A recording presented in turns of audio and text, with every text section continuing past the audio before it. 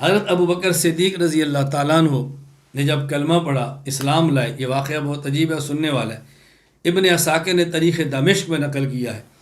حضرت ابو بکر صدیق رضی اللہ تعالیٰ عنہ تاجر تھے، شام میں گئے، آپ نے خواب دیکھی، وہاں ایک عیسائیوں کے عالم تھے جنہیں راہب کہتے ہیں، بحیرہ راہب، آپ نے ان کو اپنی خواب سنائی، اس نے پوچھنا من این انتا، تو کہاں سے ہے؟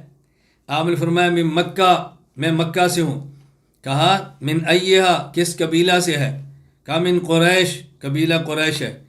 فعیش انتا، تو کرتا کیا ہے؟ کہا تاجرون، میں تجارت کرتا ہوں۔ یہ جب چند ایک سوال پوچھے، کہاں سے ہے، قبیلہ کون سا ہے اور کیا کرتا ہے، پھر کہا ان صدق اللہ رویاک، جو تو نے خواب بتائی ہے، اللہ نے اگر تیری خواب کو سچا کیا تو یہ یاد رکھنا، فَإِنَّهُ سَيَبْعَثُ نَبِيًّا مِّن قَوْمِكَ، تمہاری قوم میں ایک نبی آئے گا، اللہ تکون وزیرہ فی حیاتہ وخلیفتہ بعد موتہ، جب وہ اس دنیا میں ہوگا تو اس کا وزیر ہوگا، جب وہ اس دنیا کو چھوڑ جائے گا تو اس کا جانشین ہوگا، اللہ اکبر، تو اس کا جانشین ہوگا۔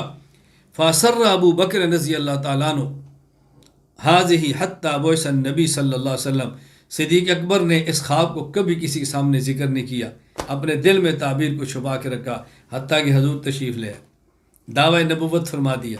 صدیق اکبر کے یا محمد مد دلیل علی ما تدعی، اے محمد آپ کے دعوی نبوت پہ دلیل کیا ہے؟ فرمایا الرؤیا التی رأیت بالشام، اللہ اکبر، صدیق میرے دعوی نبوت پہ دلیل وہ خواب ہے جو تو نے شام میں دیکھی ہے اور یہاں آ کر مجھ سے سوال کیا ہے۔ فعانقہ، صدیق نے حضور سے معانقہ کیا، وقبل بین عینی، حضور کی آنکھوں کے درمیان بوسہ لیا اور کہا اشہد ان لا الہ الا اللہ واشہد انک رسول اللہ، میں گواہی دیتا ہوں اللہ کے علاوہ کوئی معبود نہیں اور آپ اللہ کے سچے رسول ہیں، کلمہ پڑھ لیا۔ کیا عجیب واقعہ ہے سیدنا صدیق اکبر کا۔ ابن عساکر نے عجیب لفظ استعمال کیا ہے، کہتے ہیں کان اسلام ابو بکر رضی اللہ عنہ شبیہم بوحی من السماء، صدیق اکبر کا اسلام ایسے ہے جیسے وحی آسمانی کے مشابہ ہے، یوں لگتا ہے کہ جیسے وحی کی طرح اسلام۔ کیا صدیق اکبر کے اسلام کا واقعہ ہے۔ یہاں ایک شبہ اور اس کا جواب ذرا ذہن نشین فرما لے، تو کہ میں نے سارے شبہات کو اڑانا ہے، آپ جانتے ہیں ہماری طبیعت کو۔ آپ کہیں گے ہم نے آج تک یہ سنا کہ صحابہ کرام میں سے ابو بکر صدیق وہ صحابی ہیں جنہوں نے رسول اللہ صلی اللہ علیہ وسلم سے دلیل کا مطالبہ نہیں کیا اور بغیر دلیل اور معجزے کے مطالبہ کے کلمہ پڑھا ہے، اور آج ہم سن رہے ہیں کہ ابو بکر صدیق بھی کلمہ لا رہے لیکن دلیل کے بعد لا رہے، تو کیا وہ بات ٹھیک نہیں تھی یا یہ ٹھیک نہیں تھی؟ میں نے کہا توجہ سے بات سمجھنا، جو کہتے ہیں صدیق اکبر ایمان لائے بغیر دلیل کا مطالبہ کیے، بغیر معجزہ دیکھے، وہ بھی ٹھیک کہتے ہیں۔ اور ابن عساکر کی روایت کے مطابق میں جو کہتا ہوں کہ آپ کلمہ پڑھا، آپ نے کلمہ پڑھا، ایمان لائے، دلیل نبوت کو دیکھ کر، مانگ کر، پوچھ کر، یہ بھی ٹھیک ہے۔ فرق کیا ہے؟ ایک ہوتا ہے کسی سے دلیل مانگنا ضد، اناد، ٹکر کی وجہ سے، ایک ہوتا ہے دلیل مانگنا عقیدت اور محبت کی وجہ سے۔ میں مثال دیتا ہوں، بات سمجھیں۔ آپ ایک جلسے میں آتے ہیں اور ایک بچہ وہاں قرآن پڑھتا ہے، آپ اس کو قرآن بہت پسند آتا ہے، آپ پوچھتے ہیں بیٹا آپ نے قرآن کس استاد سے پڑھا ہے؟ دیکھیں سوال ہے نا۔ اور ایک شخص آپ کے آتا ہے، قرآن آپ سنتے ہیں، لہجہ بھی ٹھیک نہیں، تلفظ بھی ٹھیک نہیں، غلط پڑھتا ہے، آپ اس سے پوچھتے ہیں بیٹا آپ نے قرآن کس استاد سے پڑھا ہے؟ اب دیکھو سوال تو ایک ہی ہے نا، لیکن پہلے سوال کا مقصد عقیدت، محبت، تعلق ہے، ماشاءاللہ کس استاد سے پڑھا ہے، یہ خوبی ہے۔ اور دوسرے سے سوال وہ داد نہیں ہے، وہ عقیدت نہیں ہے، وہ الجھن ہے، ٹینشن ہے، تکلیف ہے کہ تو نے کس بندے سے قرآن پڑھا ہے، کیسے قرآن پڑھتا ہے۔ اب دیکھو سوال تو ایک ہی ہے نا، طرز بدل گئی، توجہ رکھنا۔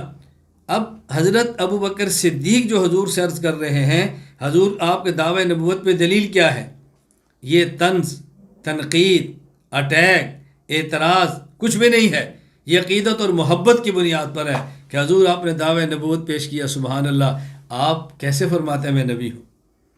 فرمایا میں کیسے کہتا ہوں؟ الدلیل وما علامہ الدیرویا کلتی رد فی شام، میرے دعوے نبوت پہ دلیل وہ خواب ہے جو ابو بکر تو نے شام میں دیکھی ہے۔ صدیق اکبر مچل گئے، محبت تو پہلے سے تھی، عقیدت تو پہلے سے تھی، اور عقیدت نے امنڈ آئی۔ فعانقہ، معانقہ کیا، وقبل بین عینیہ، پیغمبر کی پیشانی کا بوسہ لیا، اور صدیق نے کلمہ پڑھ لی۔ صدیق اکبر وہ شخص ہیں جس دن کلمہ پڑھا، نبوت کے دامن سے صحابی بن کر وابستہ ہوئے، سب سے پہلے پیغمبر کا بوسہ لیا، آپ کی پیشانی کا بوسہ لیا۔ اور جب رسول اللہ صلی اللہ علیہ وسلم دنیا سے جا رہے ہیں اور صدیق الوداعی ملاقات کر رہا ہے، اس وقت بھی صدیق نے حضور کا بوسہ لیا۔ اللہ اکبر! جب آپ پیغمبر کے دامن سے وابستہ ہیں تو بوسہ لے کر ہیں، جب حضور کو دنیا سے رخصت کر رہے ہیں تو بوسہ لے کر رخصت کر رہے ہیں۔ صدیق کا عجیب حضور صلی اللہ علیہ وسلم سے محبت اور عجیب عشق تھا۔ حضرت ابو بکر صدیق رضی اللہ تعالیٰ نے کلمہ پڑھا، صحابی بن گئے۔ صحابی بھی کیسے؟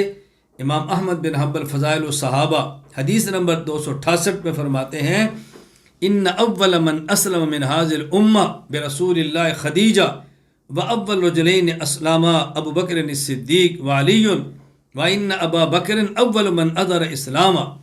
فرماتے ہیں سب سے پہلے پیغمبر پر ایمان لانے والی عورت خدیجہ ہے، کلمہ پڑھنے والے ابو بکر اور علی ہیں، اور اسلام کا اظہار کرنے میں پہل کرنے والے وہ ابو بکر ہیں۔